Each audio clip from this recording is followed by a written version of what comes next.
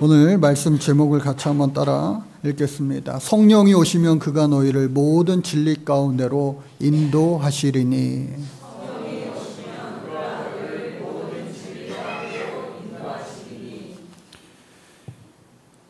샬롬. 지난 주일, 지지난 주일 우리 강사 목사님들 샬롬으로 인사했는데 오늘 저도 마찬가지로 여러분들과 오랜만에 뵈니까 인사를 샬롬으로 한번 해볼게요. 같이 한번 하겠습니다. 시작. 샬롬, 샬롬.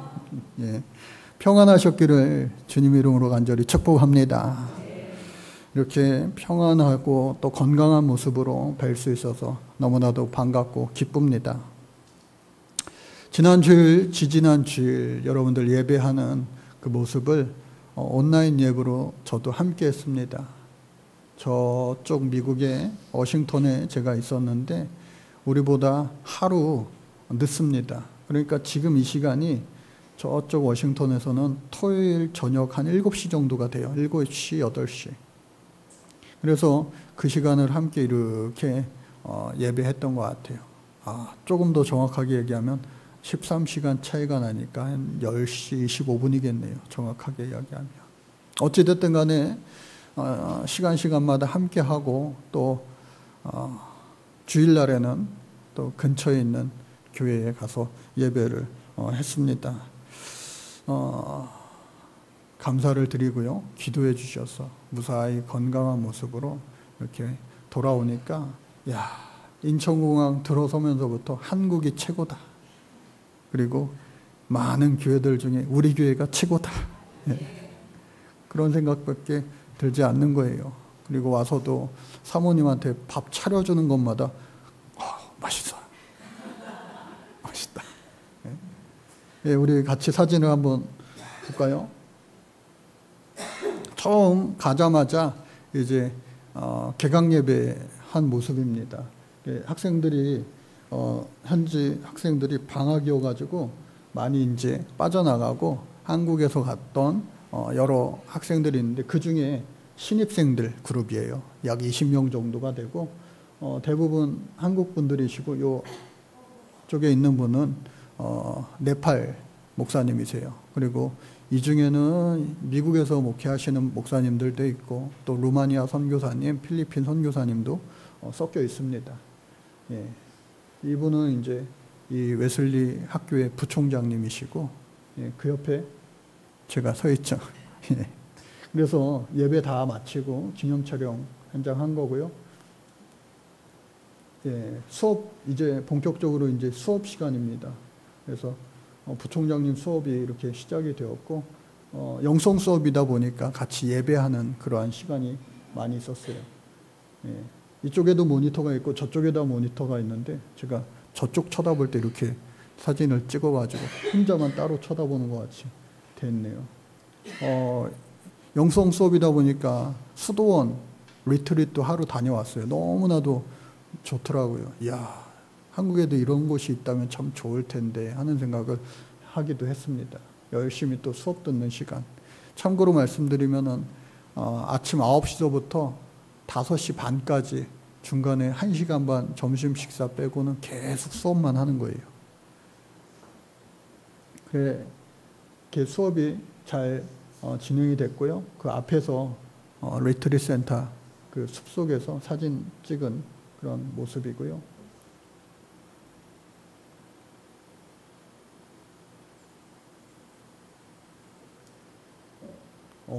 예.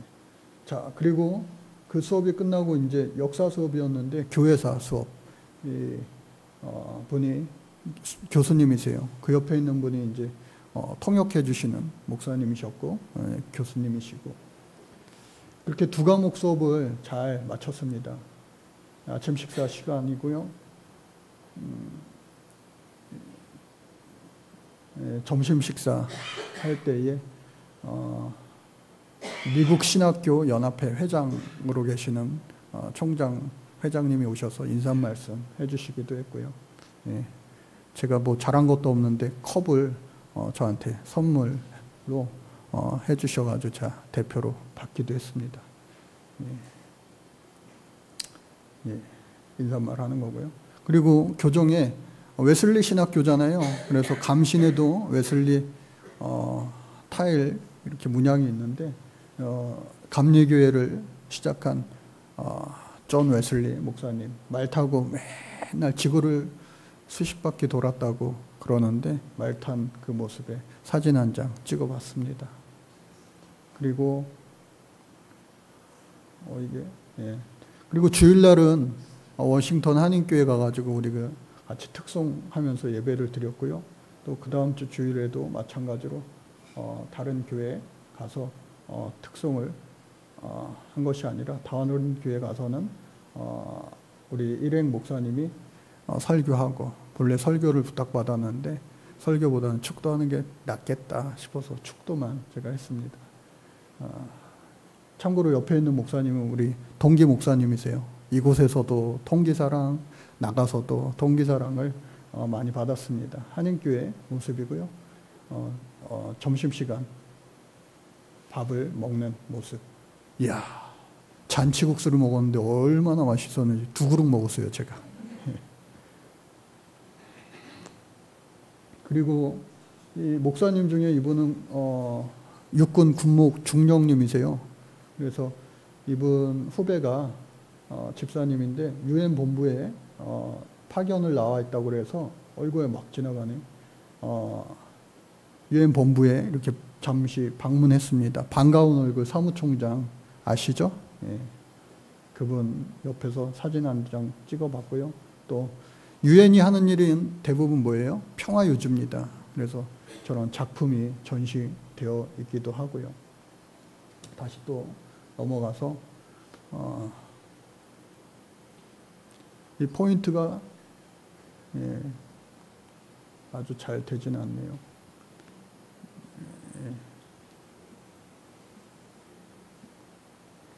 좀 넘겨주시겠어요, 거기서. 다음. 가니까 때마침 이렇게 여기 뉴스에서 많이 보셨죠? 회의를 하고 있어가지고 방청석에서 기자들만 들어갈 수 있는데 방청석에서 인증샷 하나 찍었습니다. 그리고 넘겨주시고요. 제일 마음이 아팠던 것은 이게 병이죠. 근데 병이 찌그러져 있죠. 인위적으로 이렇게 사람의 힘을 가해서 찌그러진 것이 아니라 옛날 2차 세계대전 말미에 원자폭탄, 핵폭탄이 터져서 일본의 히로시마 나가사키에 있던 그 잔해물들을 여기다가 전시해 놓은 거예요. 다음부터 이런 비극을 만들지 말자 하고 하는 거예요. 그래서 다음 사진요. 이것도 그릇이에요. 일본 그릇. 그것이 멀리 수십 킬로 멀리 떨어져 있었는데도 저렇게 피폭을 당해서 저렇게 완전히 녹아 버린 것이죠. 이 피폭 잔해들 조그맣게 나와 있지만 다 이렇게 잔해물들입니다. 그래서 이 전쟁이 얼마나 이게 참혹한 것인가를 다시 한번 볼 수가 있었고요. 연이어서 이제 2주간의 수업을 다 일정을 마치고 뉴욕을 갔습니다. 워싱턴에서 뉴욕까지 버스로 한 3시간, 아니 4시간 정도 이렇게 걸려요. 그래서 다행히 뉴욕에도 또 동기 목사님이 또 있어가지고 버스 내리자마자 라이드를 해줘가지고 편히 잘 다녔는데 그 중에서 여러 곳을 이렇게 짧은 시간 도착해서 떠날 때까지 약 48시간 잠자는 시간 포함해서 딱 2박 3일밖에 있을 수가 없었는데 그 중에 이제 여러분들과 하나 나누고 싶은 곳이 바로 이 제로 그라운드라고 하는 곳이에요. 여러분들 2001년 9월 11일을 여러분들 다 그 장면을 수없이 많이 보셨을 거예요. 저 학교 식당에서 밥 먹다 말고 영화 같은 장면이 계속해서 반복돼서 믿어지지가 않았는데 바로 그 세계무역센터, 당시에는 쌍둥이 빌딩이었고 당시에는 이제 지금은 하나의 빌딩으로 다시 세워졌는데 바로 그곳입니다. 제로 그라운드라고 불리는데 정말 사람이 상상치 못할 그러한 피해를 당한 그곳을 가리켜서 제로 그라운드라고 하는 말을 쓰더라고요. 아까 핵 폭탄이 투하된 그 일본의 두 도시도 마찬가지고, 뉴욕 시장이 제발 그 말 좀 쓰지 말자라는 항의까지 했다고 그래요. 어찌됐든 간에 이곳을 찾아갔습니다. 네, 눌러주세요. 예, 이렇게 생겼어요. 쌍둥이 빌딩이니까 요만한 게 이렇게 두 개가 있어요. 근데 가만히 보시면은 여기에 이름들이 이렇게 써 있습니다. 희생자가 당시 2,977명의 희생자를 낳았고, 그 중에 약 28명은 한국 사람, 한국 출신이라고 그래요. 예, 그 이름들이 다 이렇게 양옆에 이렇게 되어 있습니다. 그러니까 지금은 뭐 이렇게 물이 이렇게 쏟아지고 있는데 분수처럼 이렇게 보이죠. 실제로도 그렇습니다. 저 안으로 이렇게 물이 빠져나가서 다시 순환되는 그런 구조였던 것 같아요. 저 뒤에는 이렇게 다시 두 개였다가 하나로 이렇게 빌딩이 세워졌습니다. 어떤 목사님이 그러더라고요. 더위사냥 모양이라고. 웃으면서 말할 수 있지만 참 웃을 수 없는 그러한 장소인 것이죠. 동영상을 제가 찍어봤어요. 동영상도 한번 보여주시겠어요? 잠시 보시죠.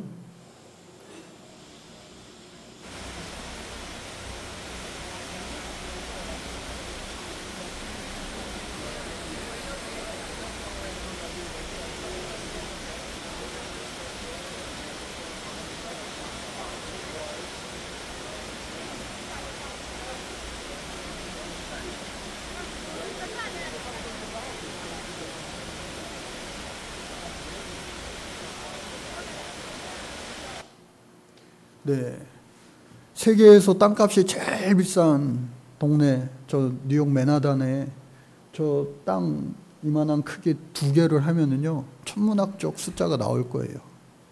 그런데 그 희생자들을 추모하기 위해서 저 무너진 부지 두 개를 그대로 보존하며 살려서 이와 같이 일종의 분수처럼 보이기도 하죠. 그런데 저 물들이 바로 미국 사람들의 눈물이다 라고 하는 거죠. 그래서 계속해서 이 눈물들이 흘리는 것이 그치지 않고 당신들의 이름이 써 있는 것을 한 명 한 명 끝까지 추모한다, 잊지 않겠다 라고 하는 그러한 의미가 담겨져 있어요. 옆에 보면은 또 한 군데가 그렇게 있는데 이렇게 이름에 누군가가 이렇게 추모 꽃을 벌써 20몇 년이 지난 지금도 올려놓기도 했습니다. 그런데 시간이 지나 제가 아까 뭐 웃으면서도 더위사냥 이야기도 잠깐 언급했지만, 시간이 지나자 이곳의 의미를 모르는 사람들은 없겠지만, 이제는 이 나무에 햇빛이 너무나 강했는데 우리나라보다 더 덥더라고요. 그런데 그 나무 아래 보이세요? 새가 더위를 피해서 안식하는 그 모습이 제 마음속에 참 많은 그런 생각을 가져다 주었습니다. 잊지 말자. 많은 그런 역사의 사건들 앞에 교훈을 얻을 수가 있는데, 또 지나고 보면 이렇게 새들이 와서 깃드는 그러한 장소로 될 수도 있구나 하는 교훈을 스스로 찾기도 했습니다. 네, 제가 사진 한 장 찍었고요. 네. 그리고 이제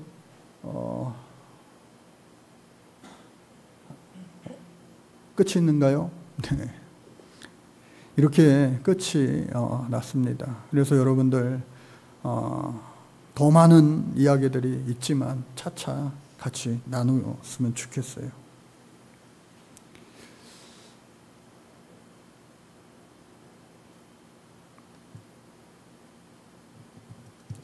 많은 목사님들을 만났는데, 특별히 현지에서 미국에서 목회하는 동기 목사님들이랑 이렇게 속 얘기도 많이 하게 되잖아요. 친구들이니까. 근데 코비드 이후에 많이 쉽지 않다고 그래요. 전도하는 것도 그렇고 신앙생활하는 성도들의 모습들도 그렇고, 백인들이 예배하는 UMC 교회도 마찬가지고 또 한인들이 함께하는 신앙생활하는 KUMC도 마찬가지고 완전 한인교회도 마찬가지고 또 우리 교회는 어떻습니까? 네. 이렇게 어렵고 힘든 시기를 우리가 지나지만 아까 영상을 통해 우리가 알 수 있었던 것은 그 역사적으로 제로그라운드 엄청난 그런 사건들이 있지만 다시 새로운 생명은 태어나고 다시 쓰디쓴 통곡의 눈물, 울음이 변하여 다시 웃음으로 뒤어바뀔 수 있는 것이 바로 우리 하나님의 놀라운 역사하심인 줄로 믿습니다. 제가 마지막 설교, 미국 가기 전에 설교했던 말씀 기억하세요? 에스겔의 마른 뼈의 환상, 그 본문 말씀이었습니다. 여러분, 마른 뼈들도요, 우리 주님이 역사하시면 반드시 다시 살아나는 놀라운 역사가 있게 될 줄로 믿습니다. 오늘 저와 여러분들도 마찬가지입니다. 하나님이 함께 하심을 여러분들이 잊지 마시고 오뚜기처럼, 오뚜기는 고장난 오뚜기가 아닌 이상 계속해서 넘어져 가다가도 다시 일어나는 것이 바로 오뚜기입니다. 우리의 신앙이요 오뚜기와 같기를 간절히 바랍니다. 어떠한 아픔도 난관도 다시 일어날 수 있는 그 신앙. 역사 수업을, 특별히 기독교 역사 수업을 하면서 많은 그런 질문들도 있었고 또 많은 인사이트, 통찰도 있었는데 그 중에 하나 여러분들과 또 나누고 싶은 것은 도나투스 논쟁이라고 하는 거예요. 도나투스 논쟁. 이 기독교사의 아주 중요한 그러한 논쟁인데 로마 시대 때에 극심한 박해를 기독교회가 받았습니다. 교회가 엄청난 박해를 받았어요. 상상도 못할 끔찍한 그러한 순교도 이어졌어요. 오늘 본문의 말씀이 바로 그것을 예언하는 예수님의 말씀이기도 합니다. 그런데 그러한 극심한 박해 뒤에 로마 313년도에 기독교회가 공인이 되었습니다. 더 이상 하나님 믿는다고, 예수 믿는다고, 성령님 믿는다고 더 이상 너희들은 죽지 않아. 그래? 마음대로 믿어. 훗날 국교가 되기도 했죠. 그러고 나서 그 다음이 오히려 더 교회 안에 문제가 생긴 거예요. 무슨 문제냐? 극심한 박해의 시대에 성경에 나와 있는 스데반과 같은 그런 훌륭한 순교자들만 있었던 것이 아니라 예수님의 이 제자들도 사도 요한을 제외하고 전부 다 순교당했잖아요. 그런데 그 모진 박해를 다 철저하게 몸으로 맞선 것이 아니라 그 중에는 많은 사람들이 어떻게 해요? 배교하기도 한 거예요. 예수님이 이 땅에 오시고 그리고 부활하신 지 벌써 300여 년의 시간 동안 많은 사람들이요 그 박해를 이기지 못하고 예수님을 모른다, 배교한 거예요. 왜? 예수님을 모른다라고만 하면, 예수님을 욕하기만 하면 살려주는 것이에요. 우리나라 사람들은 너무나도 잘 알죠. 일제시대 때에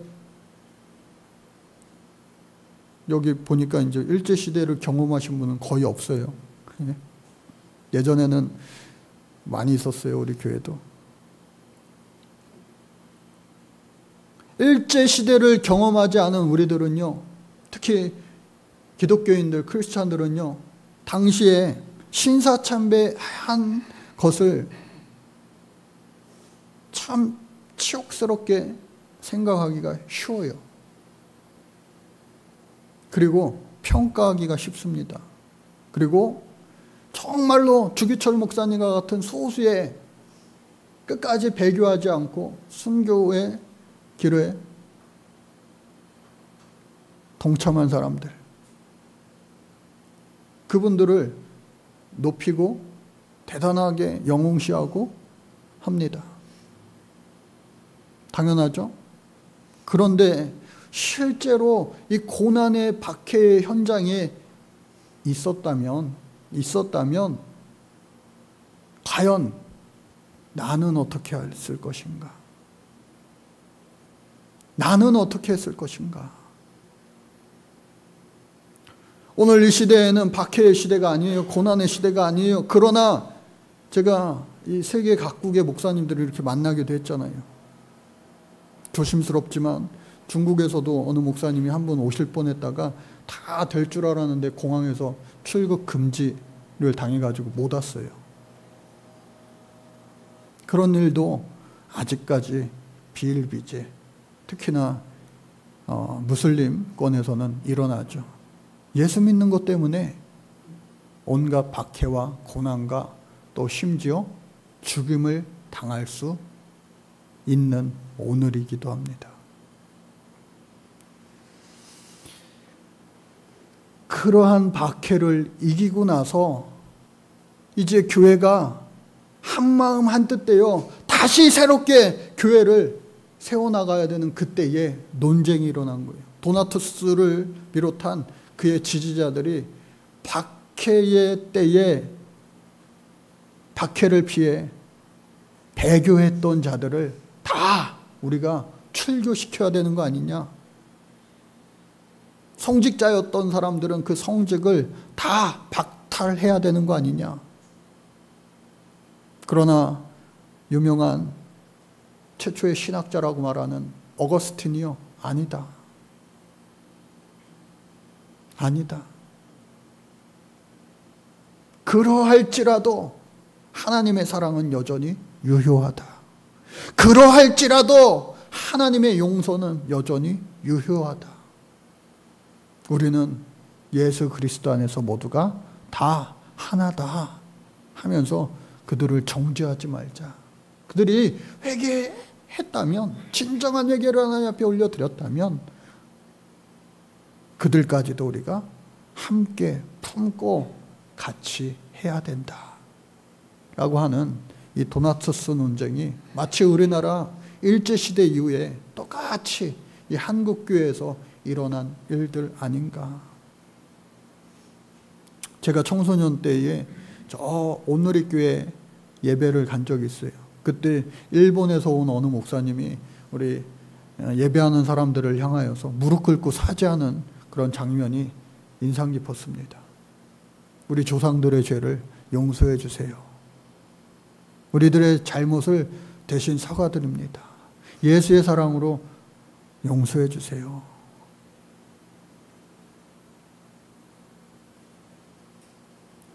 그러나 아직까지도 오늘 저와 여러분들이 일본이랑 축구하면 무조건 이겨야 되잖아요. 예? 일본이랑 뭘 하면은 지면 안 되잖아요. 그런 마음들이 아직도 있기도 하죠. 어찌됐든 간에 처절한 그 고난이 올 것을 우리 예수님께서 오늘 제자들에게 말씀하시는 거예요. 내가 떠나갈 것이다. 내가 떠나간 다음에는 너희들에게 반드시 박해라고 하는 고난이 임하게 될 것이다. 첫 번째가 출교당하게 될 것이다. 출교. 예수님도 유대인이었어요. 제자들도 유대인이었습니다. 바울도 마찬가지예요. 그런데 어느 순간 때가 되면 출교당하는 거예요. 출교. 예수님과 제자들도 출교의 위협이 있었죠. 당시에 유대교에서 출교당하는 것은 모든 것을 다 잃어버리는 거예요. 미국에서 목회하는 목사님들도 제일 두려운 현실은 뭐냐? 영주권을 아직 받지 못한 목사님들은요, 한국에 오고 싶어도 다시 못 들어올까 봐 한국에 나오질 못하더라고요. 오늘 우리나라 저와 여러분들도 주민등록증이 말소된다면 한번 생각해 보세요. 건강보험을 비롯해서 뭐 학교에 다니는 거, 또 주민등록증이 없어 하지 못하는 것들이 얼마나 많겠어요. 심지어 통장 하나 제대로 만들지 못할 텐데. 당시에 유대교에서 철교당하는 것은 사회적 고립, 외톨이가 되는 거 많은 거예요. 외딴 집에서 정말로 혼자 살 각오를 하지 않는 이상 안 되는 거예요. 사회로부터 격리가 되고요. 가까운 친구, 친척들도 다 등 돌리고 도망가고요. 어떠한 곳에도 취직도 할 수 없고 농사를 지어도 그걸 팔 수도 없고 심지어 가족들로부터도 외면당하고 마치 문둥병 환자처럼 혼자 살아가야 되는 거예요. 그런데 그 출교를 너희들 당할 거야. 또 심지어 어떻게 해요? 죽게 될 거야. 십자가에 달리신 예수님을 생각하며 너희들도 나처럼 죽게 될 거야. 내가 이 말을 지금 너희들에게 하는 이유는 그때가 되면 그 고난의 때, 박해의 때, 그때가 되면 내가 지금 너희들에게 한 말을 기억나게 하기 위함이야. 왜 기억나게 하실까요? 기억나만 나고 끝나는 것이 아니라 부활하신 주님을 생각하면서 떠올리면서 그 어떠한 박해도 고난도 능히 이길 수 있다. 사망 권세를 이기신 예수님께서 살아생전 이 말씀을 하시며 비록 예수님이 부활하시고 승천하셔 우리를 다시 만날 수 없지만 전과 같이 그러나 보혜사 성령님 같이 한번 따라해 볼까요? 보혜사 성령님. 보혜사 성령님께서 항상 우리와 함께 하심으로 말미암아 오늘 예수 그리스도가 다시 오시지 그 전이기 때문에 저 여러분들 우리 주님께서 함께 하심을 보혜사 성령님께서 함께 하고 계심을 여러분들 믿으시기를 주님 이름으로 간절히 축복합니다. 그 하나님의 놀라운 은혜와 역사가 오늘 저와 여러분들 하나님께서 이 일을 행하는 자들이 하나님을 섬기는 일일 것이다. 예수님께서 말씀하셨는데 오늘날 우리 살아가는 그 삶의 현장 가운데 우리 학생들 또 우리 청소년들 또 우리 젊은 백성 또 마르다와 마리아와 또 도르가 루디아 또 여호수아 모세 저를 포함하여서 오늘 이 시대가 힘들지 않은 사람은 단 한 사람도 없어요. 그러나 힘 주시는 우리 주님께서 보혜사 성령님께서 우리와 함께 하심으로 말미암아 우리를 이기게 하시는데 오늘 말씀의 제목이 바로 그겁니다. 성령이 오시면 그가 너희를 모든 진리 가운데로 인도하심으로 말미암아 삶의 희망과 산 소망을 허락해 주셔서 천국의 소망 갖게 하시고 천국을 바라보게 하시고 천국으로 우리를 인도해 주심을 믿게 된다라고 하는 겁니다. 여러분 천국은요 그냥 허황된 것이 아니에요. 천국은 실제인 줄로 믿으시기 바랍니다. 천국에 소망이 있다면 우리의 이 땅에서의 삶은요 조금 힘들어도 어려워도 기다릴 수 있는 거예요. 소망이 있는 겁니다. 희망이 있는 겁니다. 시온이가 제가 갔다 오니까 아빠 이번에도 햄버거만 많이 먹었어? 그러더라고요. 지난번에 미국 갔을 때 돈이 없으니까 햄버거를 주로 사 먹었어요. 싸니까. 이번에는 그래도 도시락을 학교에서 한인 식당에서 하니까 뭐 순두부찌개도 먹고 김치찌개도 먹고 막 그랬어요. 근데 그 맛이 안 나는 거예요. 그리고 뉴욕에 가서도 한국 음식 한번 먹자. 한인타운이 딱 보여가지고요. 들어가서 먹었어요. 부대찌개를 딱 시켰는데 맛있더라고요. 야, 맛있어요. 그런데 계산서를 보니까 부대찌개 1인분에 5만 원이에요. 살인적인 물가. 속으로 생각했습니다. 한국 가서 곱빼기로 먹어야지. 네? 오늘 점심은 또 맛있는 식당을 그렇게 예약을 해놨는데, 여러분, 제가 미국에서 먹는 거 참을 수 있었던 건 뭐예요? 한국 가면 다 먹을 수 있다. 우리가 이 세상 살아가면서 그냥 참기만 하면 소망이 없는데, 이 땅에서의 아무리 길어봤자 100년밖에 되지 않는 이 삶 가운데 그 너머에는 천국이 있다.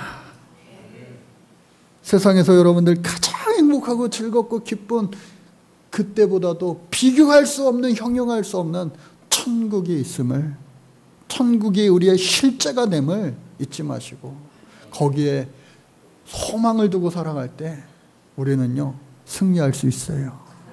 그리고 보혜사 성령님께 도움을 구하기만 하면 우리 주님은 도와주십니다. 그 간증이 넘쳐날 수 있는 2024년 이 하반기가 되어질 수 있도록, 이 맥주감사절의 그 절기의 의미가 우리의 삶에 고백되어질 수 있도록 주님 이름으로 간절히 축복합니다. 하나님 감사합니다. 오늘 맥주감사, 감사의 절기를 맞아 하나님 앞에 감사 예배를 올려드립니다. 올 한 해의 반절도 주님의 은혜였음을 고백합니다. 또한 앞으로 6개월도 주님의 은혜임을 미리 감사하며 고백드립니다. 지나온 우리의 모든 인생 가운데 많은 간증도 있었고 감사도 있었지만 가장 큰 것은 하나님을 떠나 살지 않아 오늘도 이 자리에 있음을 감사드립니다. 천국 소망하며 천국을 바라보며 승리하며 살아가는 우리의 남은 인생 되어질 수 있도록 우리 주님께서 축복하여 주실 줄로 간절히 믿사오며 거룩하신 우리 구주 예수님 이름 받들어 기도드립니다. 아멘.